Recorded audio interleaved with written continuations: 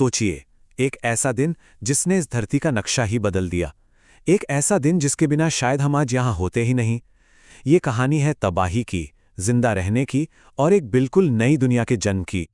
तो सवाल ये उठता है कि जब दुनिया ही खत्म हो रही हो तो आखिर कोई बचता कैसे है?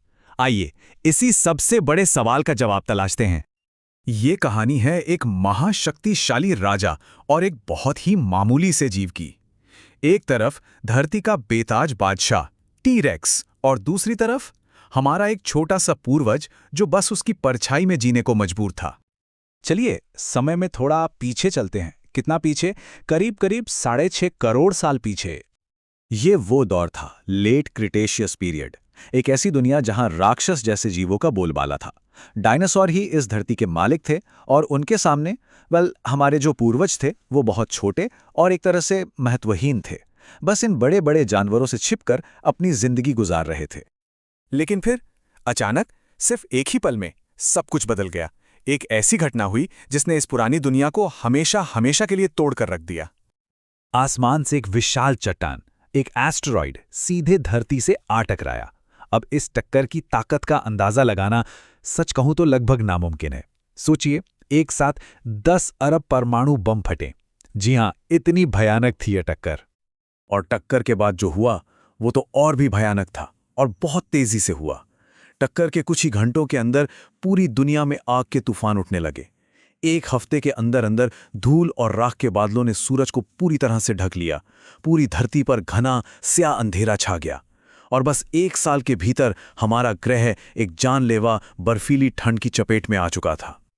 लेकिन ये टक्कर, ये तो बस शुरुआत थी। असली इम्तिहान तो अब शुरू होना था।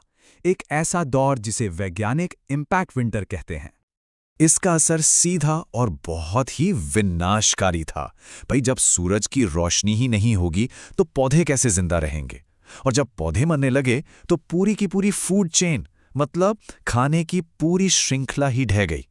डायनासोर जो कल तक इस दुनिया पर राज करते थे, उनके लिए तो समझिए पार्टी ओवर हो गई थी। लेकिन हमारे पूर्वजों के लिए असली चुनौती तो अब शुरू हुई थी। तो यहां सबसे बड़ा सवाल यही उठता है कि जब धरती के सबसे ताकतवर, सबसे विशाल जीव एक एक करके खत्म हो रहे थे, तो हमारा वो छोटा सा पूर्वज वो कैसे बच गया? इसका जवाब ताकत में नहीं, बल्कि कुछ अनोखी खासियतों में छिपा था। कह सकते हैं कि उसके पास कुछ ऐसी सुपर पावर्स थीं जो उस तबाही के दौर में जिंदा रहने के लिए एकदम परफेक्ट थी।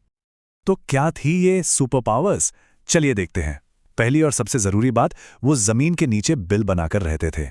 इससे वो बाहर की आग और जमा देने वाली ठंड से बच गए। दूसरा, वो वार्म ब्लडेड थे, मतलब उनका खून गर्म था तो वो अपने शरीर की गर्मी खुद बना सकते थे। तीसरा, उनका साइज बहुत छोटा था।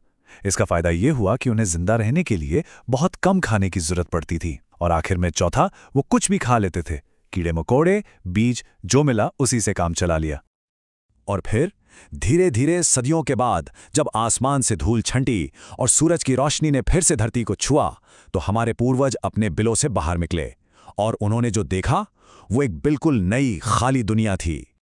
ये एक ऐसा बदलाव था जिसने धरती का पूरा समीकरण ही बदल दिया। टक्कर से पहले देखिए, लगभग 90% राज बड़े बड़े रेप्टाइल्स यानी डायनासोर का था, और टक्कर के बाद सीरो वो पूरी तरह से खत्म हो गए।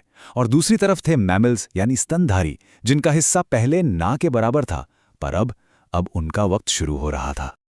सोचिए, उन विशालकाय जीवों के जाने के बाद पूरी दुनिया खाली पड़ी थी। कोई बड़ा शिकारी नहीं, कोई खतरा नहीं। हमारे पूर्वजों के लिए तो ये एक सुनहरा मौका था। यहीं से उन्होंने तरक्की करनी शुरू की, अलग अलग रूपों में ढले और धीरे धीरे इस पूरी धरती को अपना घर बना लिया। यहीं से सही मायनों में स्तनधारियों के युग की शुरुआत हुई।